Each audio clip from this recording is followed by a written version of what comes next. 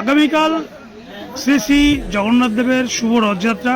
তার আগে আজকে আপনাদের এই রথ সাজাচ্ছেন, যে রথটা কিনা শোনা যাচ্ছে ইস্কনের আদলে বা ইস্কন থেকে তৈরি বা ইস্কনের মদতে চলে। এই রথটা আজকে সুন্দরভাবে সাজানো হচ্ছে। কি বলবেন আগামীকাল রথ নিয়ে? আমাদের এই সাজ চলছে এখন চারিদিকে, এখন কারুকার্য চলছে চারিদিকে সাজানো। কালকে আমাদের এখান থেকে রথ আমাদের গন্ডিচা, যেটা মাসি বাড়ি, সেটা গন্ডিচা আমাদের হাবড়া সপ্তপল্লী, সেখানে যাবে। তো আমাদের এখানে প্রসাদের ব্যবস্থাও রয়েছে। দুপুরে প্রসাদের ব্যবস্থা, প্রসাদাদি হওয়ার পরে তারপরে অন্তত 1000-2000 লোকের আমাদের সেরকম সমাগম এখানে হবে। তো সেইভাবে আমাদের এরকম রথ চলছে। এই যে রথযাত্রাটা আগামীকাল চালু করছে, এই রথযাত্রা কত বছর ধরে চলছে? এটা কত বছর হয়েছে? আমাদের এই 7 বছর ধরে চলছে। এটা কি কোনো ইস্কনের কোনো শাখা বা কিছু? হ্যাঁ, আমাদের ইস্কনের রয়েছে। আরও সমস্ত ইস্কনের সব ইস্কনের ভক্তবৃন্দ, ইস্কনের ভক্তবৃন্দের পরিচালনায় এই রথটা হাবড়া, ঘুমা, অশোকনগর, নামহাটের ভক্তবৃন্দ। এই রথে, এই যে রথে তারা মহা খরচ, মানে অনেক খরচ হয়। এই মানে খরচটা কীভাবে আসে?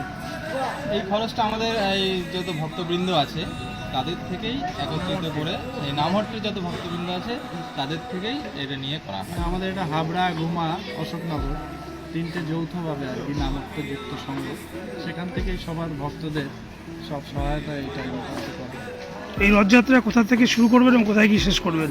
এই রথযাত্রা এখান থেকেই শুরু হবে এবং এখান থেকে বলতে কোথা থেকে শুরু এখান করবেন? থেকে জগন্নাথ ভবন, অশোকনগর 3 নম্বর রেলগেট, এজি কলোনি, আশ্রাবাদ, এখান থেকে শুরু হয়ে যশোর রোড ধরে একদম সোজা হাবড়া জয়গাছি সপ্তপল্লী মোড়, রায় মার্বেলসের পাশে।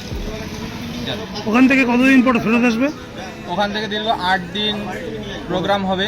8 দিনের পর 9 দিনের মাথায় ওখান থেকে আগামী সোমবার আবার ওখান থেকে রথ ফিরে আসবে এইখানে, এই স্থানে। 15 তারিখে এই যে রথযাত্রাটা কালকে যে রথযাত্রা হবে বা প্রসেশন হবে, আনুমানিক কত মানুষ থাকতে পারে? আনুমানিক প্রায়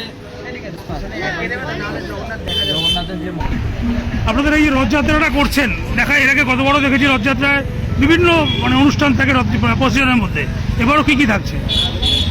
এবার প্রসেশনে আমাদের যেমন প্রথমে ঘোড়ার গাড়ি থাকবে এবং সেই ঘোড়ার গাড়িতে আমাদের প্রভুপাদ থাকবেন এবং তারপর রথ থাকবে এবং তারপরে হচ্ছে আমাদের যে কীর্তনের একটা গাড়ি থাকবে এবং তারপরে তার সঙ্গে একটা প্রসাদের গাড়ি থাকবে, রনপা এগুলো থাকবে। তারপরে রনপা থাকছে, বিভিন্ন আরও অন্যান্য সাংস্কৃতিকমূলক নৃত্য থাকবে, কীর্তন, গান থাকবে।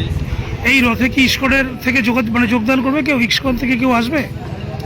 ইস্কন থেকে কালকে আমাদের ওখানে মাসির বাড়িতে জয়গাছি সপ্তপল্লীতে ওখানে যে 8 দিন ব্যাপী প্রোগ্রাম হবে, তখন ইস্কন থেকে ভক্ত আসবেন এবং কালকেও আসবেন। জেলা প্রচারক কালকে এসে উদ্বোধন করবেন। আগামীকাল সকাল কটা থেকে অনুষ্ঠান চালু হয়ে যাবে? আমাদের আগামীকাল 11টা থেকে অনুষ্ঠান শুরু হচ্ছে। সারাদিন অনুষ্ঠান চলবে? সারাদিন অনুষ্ঠান চলবে। দুপুরে প্রসাদের পর তারপরে বিকাল 3টায় আমাদের রথ এখান থেকে বেরোবে। আপনার নামটা কি বলবেন? নাম গোবিন্দ দাস। আপনার নামটা বলবেন? মিত্রশ্রেষ্ঠ গোবিন্দ দাস।